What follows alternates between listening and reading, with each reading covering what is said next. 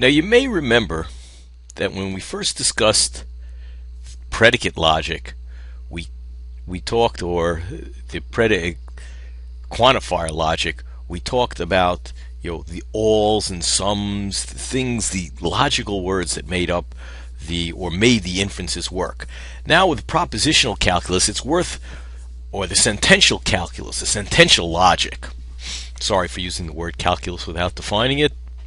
That's just a word logicians use for the rules of this particular kind of logic. So if we're looking at propositional logic, there are things that connect the sentences or the propositions, and they're logical words. First one is a disjunction. You notice or is highlighted. Another one, conjunction. The and. Sentence 1 and sentence 2.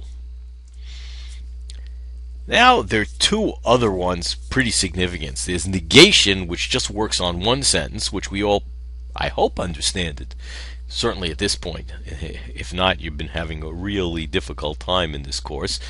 But I think you've been having a real difficult time in life, because negation is just that saying that a certain sentence is not true. It's false. So if not P is true, P is false. That's what negation is. And then we have something that we call in logic a conditional or a hypothetical. That is, if a certain sentence is true, P, then another sentence is true, Q. And interestingly enough, there are two expressions in English that really mean the same thing. If you can say sentence 1 is true only if sentence 2 is true, that really means the same thing as if sentence 1 is true, then sentence 2 is true. And we call it a conditional because you say that the second sentence is sort of true on the condition that so is the first one, or it's hypothetical. Hypothetical is the if part. If something is true. And remember, with these, it doesn't say what's the case if the first sentence is false. It's just saying if that first sentence is true, it has a certain consequence.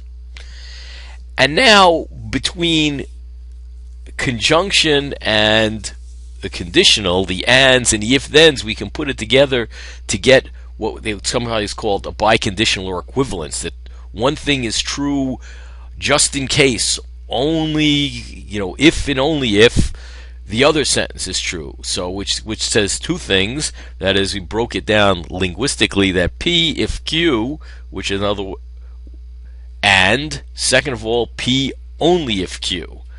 So it says if Q then P, if the second one then the first, and if the first then the second.